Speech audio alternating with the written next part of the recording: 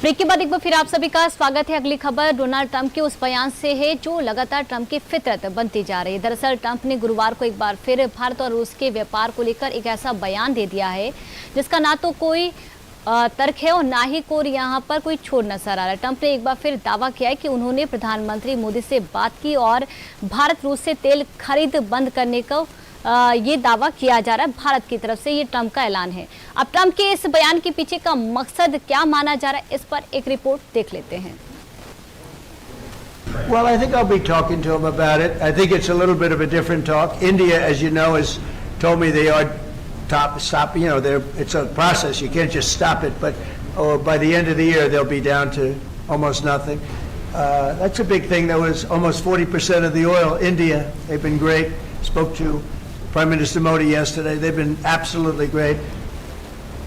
कभी दुनिया के ठेकेदार, कभी लोकतंत्र के मसीहा और कभी कच्चे तेल के मॉनिटर बन बैठे हैं डोनाल्ड ट्रंप।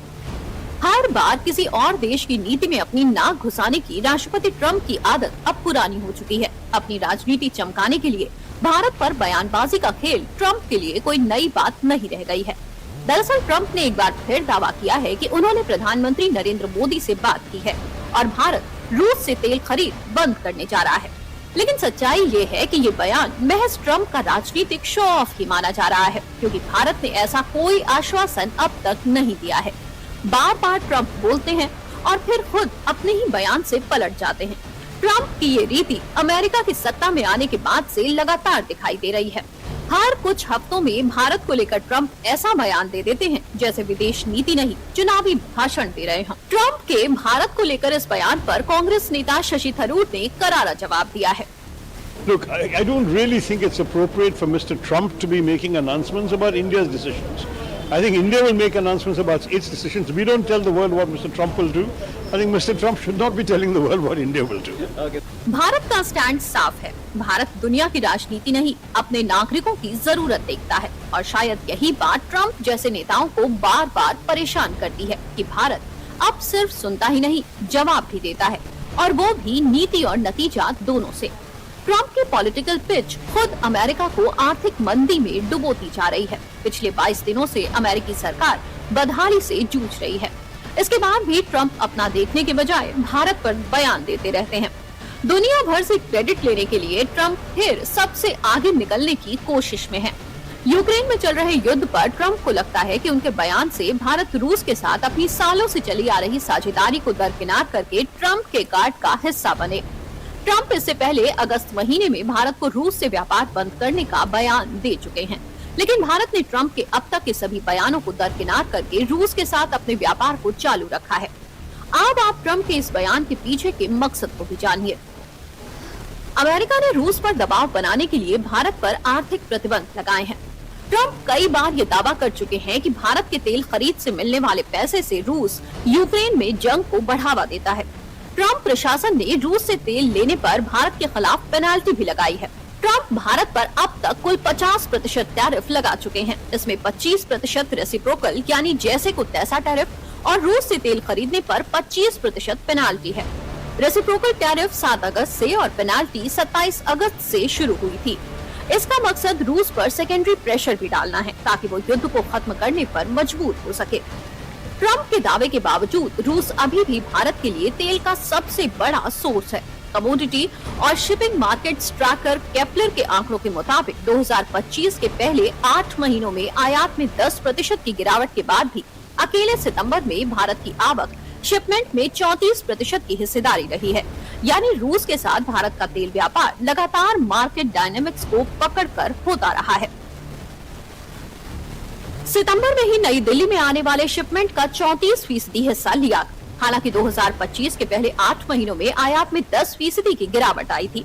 सितंबर में भारत का कच्चे तेल का आयात 45 लाख बैरल प्रतिदिन से ज्यादा रहा। यह अगस्त में हुए आयात से 70,000 बैरल ज्यादा है, लेकिन पिछले साल की समान अवधि की तुलना में इसमें मामूली गिरावट आई है।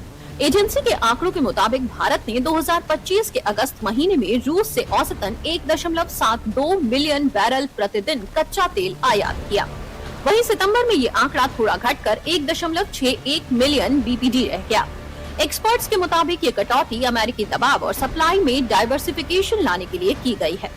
दरअसल ट्रम्प की ये रणनीति अब सबको समझ में आने लगी है। रूस यूक्रेन युद्ध के बीच वो भारत पर दबाव बनाकर ये दिखाना चाहते हैं कि अमेरिका अब भी दुनिया का ऊर्जा किंग मेकर है। लेकिन भारत अब वो पुराना भारत नहीं है जो किसी के इशारे पर अपना हित बदल दे। भारत अब अपनी शर्तों पर सौदे करता है और अपने नागरिकों की जरूरत के हिसाब से फैसले लेता है, न कि वॉशिंगटन के मूड के हिसाब से। आंकड़ों के मुताबिक भारत की सरकारी रिफाइनरियों ने जून और सितंबर के बीच रूसी तेल आयात में 45% से ज्यादा की कमी की है। फिर भी ऐसा लगता है कि भारत में कच्चे तेल के आयात पर कोई असर नहीं पड़ा। दरअसल ऐसा इसलिए क्योंकि यह कमी मार्केट डायनामिक्स की वजह से हुई है, न कि ट्रम्प की टैरिफ धमकी और यूक्रेन युद्ध के बीच भारत के व्यापार पर यूरोपीय आलोचना की वजह से। अब एक नजर भारत के साथ तेल व्यापार करने वाले देशों के बारे में भी जान लेते हैं। रूस से भारत में 17.8 लाख बैरल ऑयल सप्लाई प्रतिदिन होता है।